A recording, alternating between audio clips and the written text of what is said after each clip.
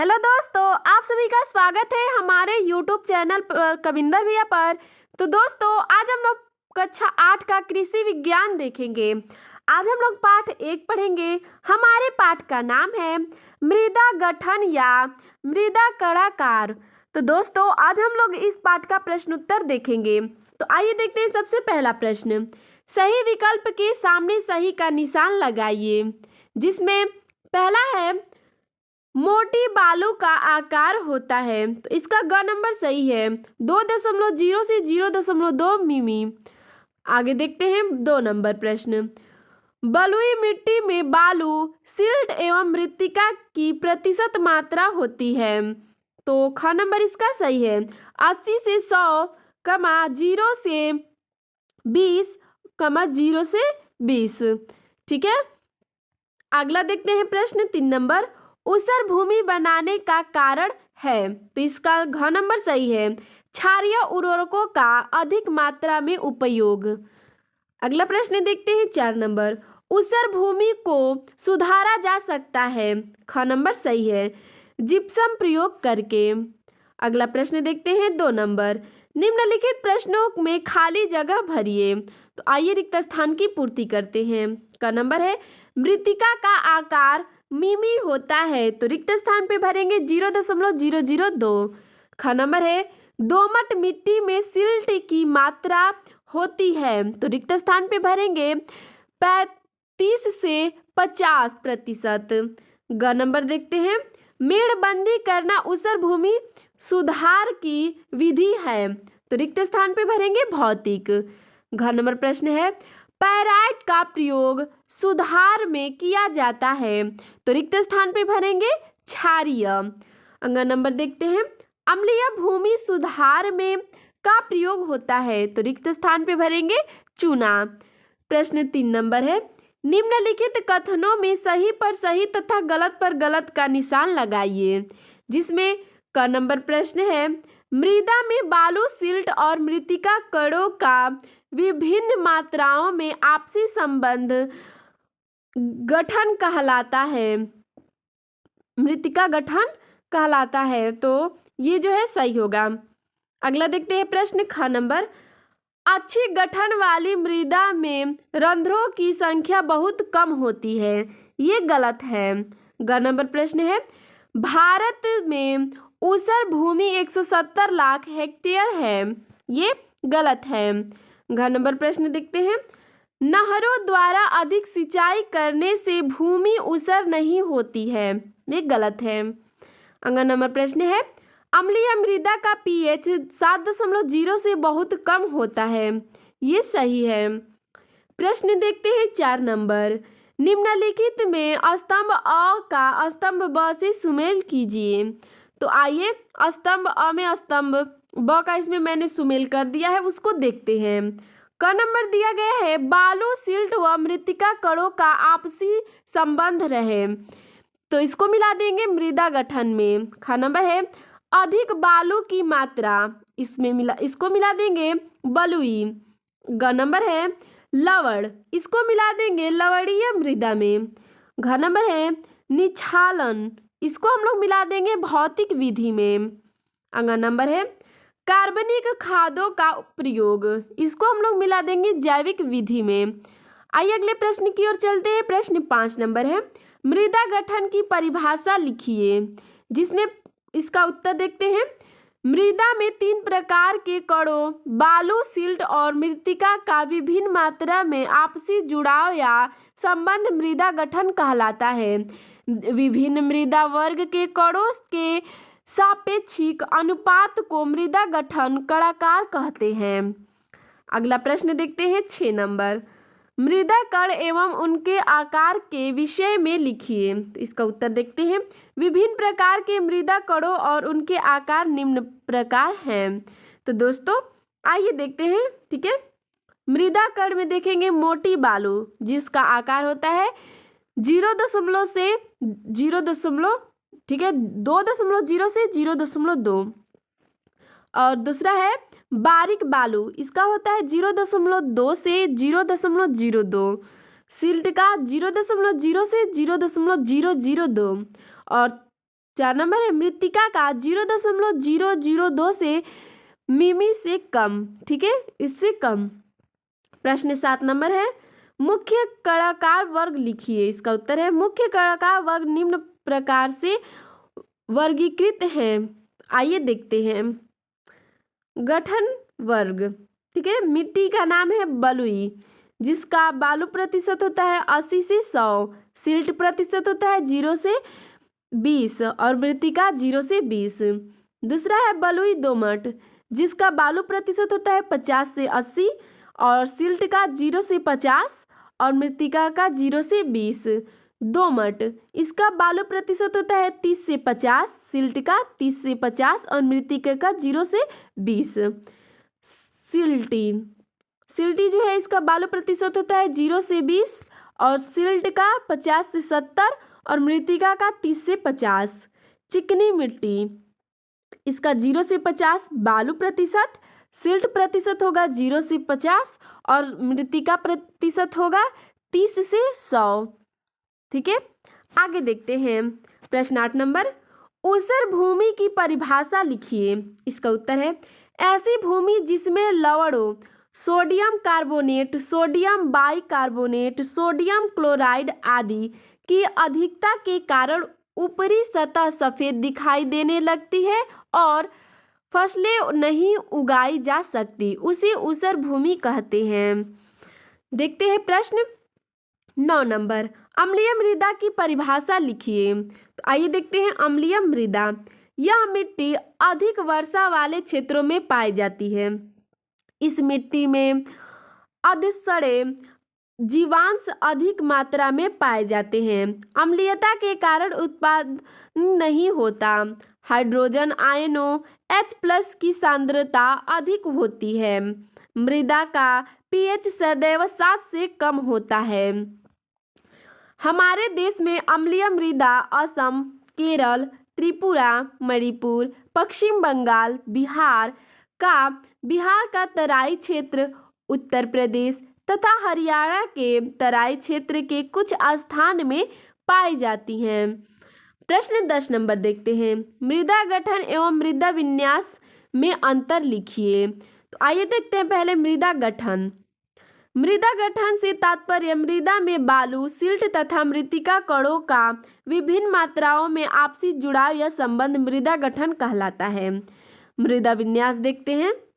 मृदा विन्यास से तात्पर्य मृदा कणों के वितरण या सजावट से है, अर्थात मृदा कण एक दूसरे से किस प्रकार मिले होते हैं, ठीक है, किस प्रकार मिले हुए होते हैं।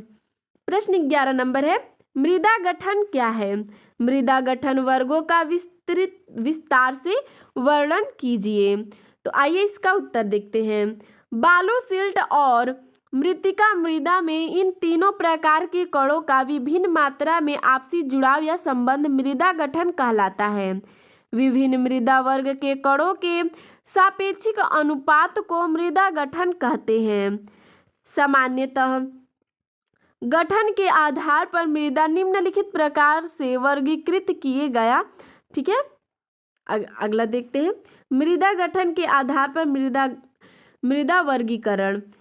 देखिए जो मैंने आपको बताया था कि बलुई, जिसका बालू प्रतिशत 80 से 100, सिल्ट प्रतिशत 0 से 20 और मृत्तिका 0 से 20, वैसे ही बलुई दोमट का होगा 50 से 80, 0 से 50 और 0 से 20, ठीक है। ठीक इसी प्रकार दोमट का हो जाएगा बालू प्रतिशत 30 से 50 और सिल्ट प्रतिशत 30 से 50 और मृत्तिका हो जाएगा 0 से 20।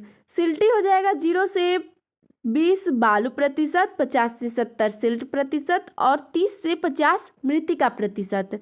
चिकनी मिट्टी हो जाएगा 0 से 50 बालू प्रतिशत, 0 से 50 सिल्ट प्रतिशत और 30 से 100 मृत्तिका प्रतिशत।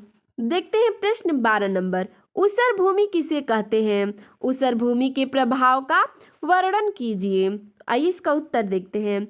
ऐसी भूमि जिसमें लवणों की अधिकता के कारण ऊपरी सतह सफेद दिखाई देने लगती है और फसलें नहीं उगाई जा सकती, उसे ऊसर भूमि कहते हैं। ऊसर भूमि के प्रभावों को देखते हैं। पहला है, ऊसर क्षेत्र में मकान के प्लास्टर जल्दी गिरने लगते हैं तथा ईंटें गलने लगती हैं। दूसरा है, कच्ची पक्की सड़कें टूटी फूटी उबड़ खाबड़ दिखाई देती हैं या दिखती हैं। तीसरा है, वर्षा होने पर फिसलन होती है। चौथा है, जमीन पानी नहीं खोदती, बाढ़ आती है, भूक्षरण होता है। पांचवा है, हानिकारक घास उगती है। छठवा, लाभदायक जीवाणु कम होते हैं जिसमें पोषक तत्व घट जाते हैं। 7 नंबर है, नमकीन होने से बीजों का जमाव व वृद्धि अच्छी नहीं होती है। 8वां, ऊसर पर्यावरण को प्रदूषित करती है। 9 नंबर है, ऊसर बहकर अच्छे खेत भी खराब कर देती है। आइए अगला देखते हैं प्रश्न 13 नंबर, ऊसर भूमि बनने के विभिन्न कारणों का वर्णन विस्तृत से कीजिए। तो आइए इसका उत्तर देखते हैं। ऊसर भूमि बनने के प्राकृतिक व अप्राकृतिक दोनों कारण हैं। तो आइए देखते हैं प्राकृतिक कारण, फिर देखेंगे अप्राकृतिक या मानवीय कारण। ठीक है, वर्षा की कमी, अधिक तापमान, मिट्टी का निर्माण क्षारीय एवं लवण युक्त चट्टानों से होना, भूमिगत जल स्तर का ऊंचा होना, भूमि के नीचे कड़ी परत का होना तथा लगातार बाढ़ या सूखे की स्थिति होना। आइए देखते हैं अप्राकृतिक या मानवीय कारण।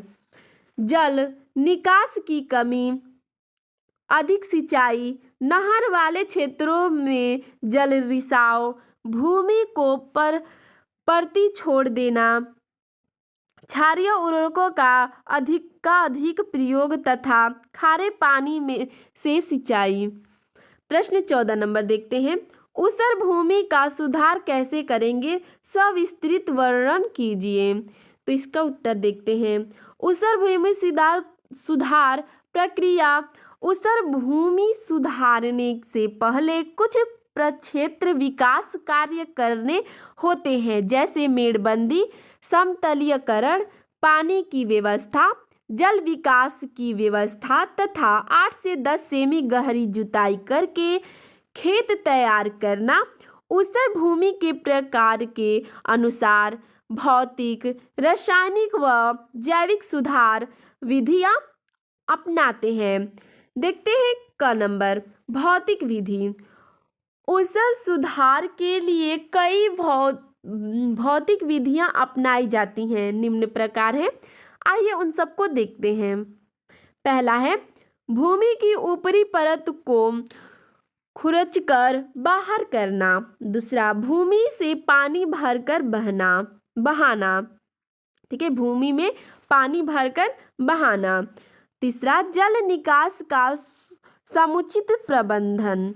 चौथा, निछालन व रिसाव क्रिया या लीचिंग। 5 नंबर, भूमि के नीचे की कड़ी परत को तोड़ना। 6 नंबर, ऊसर खेती में बालू या अच्छी मिट्टी का प्रयोग। रासायनिक विधियां देखते हैं। मिट्टी की जांच कराकर, जिप्सम का प्रयोग करके, गंधक या गंधक के अम्ल का प्रयोग करके। देखते हैं जैविक विधियां। ऊसर सुधार के लिए कई जैविक विधियां भी अपनाई जाती हैं। चीनी मिल से निकलने वाले सिरे का प्रयोग, प्रेस मड, कार्बनिक खादों का प्रयोग, हरी खाद के रूप में ढैंचा की खेती, ऊसर सहनशील फसलों एवं प्रजातियों की खेती। प्रश्न 15 नंबर देखते हैं। अम्लीय मृदा बनाने के कारण एवं उसके सुधार की विधियां को लिखिए।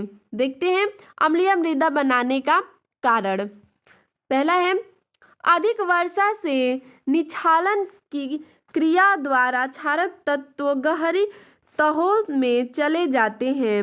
मिट्टी कणों के साथ हाइड्रोजन आयन अधिशोषित हो जाते हैं, मिट्टी अम्लीय हो जाते हैं। दूसरा है, फसलों द्वारा क्षारक तत्वों का अधिक प्रयोग किया जाता है, जिससे मिट्टी अम्लीय हो जाती है। तीसरा है, कुछ मिट्टी ऐसी होती है जो अम्लीय चट्टानों से बनी होती है। चौथा है रासायनिक उर्वरकों के प्रभाव से भी मृदा अम्लीय बन जाती हैं। अमोनिया सल्फेट की अमोनिया मिट्टी कर ले लेते हैं, लेकिन सल्फेट घोल बच जाता है जो मिट्टी द्वारा छोड़े गए हाइड्रोजन आयनों H+ से मिलकर सल्फ्यूरिक अम्ल बनाता है, जिससे मृदा अम्लीय हो जाती है। पांचवा है बंजर भूमि पर जब कृषि कार्य किए जाते हैं तो मिट्टी से क्षारकों के बहकर नीचे जाने की क्रिया को बल मिलता है।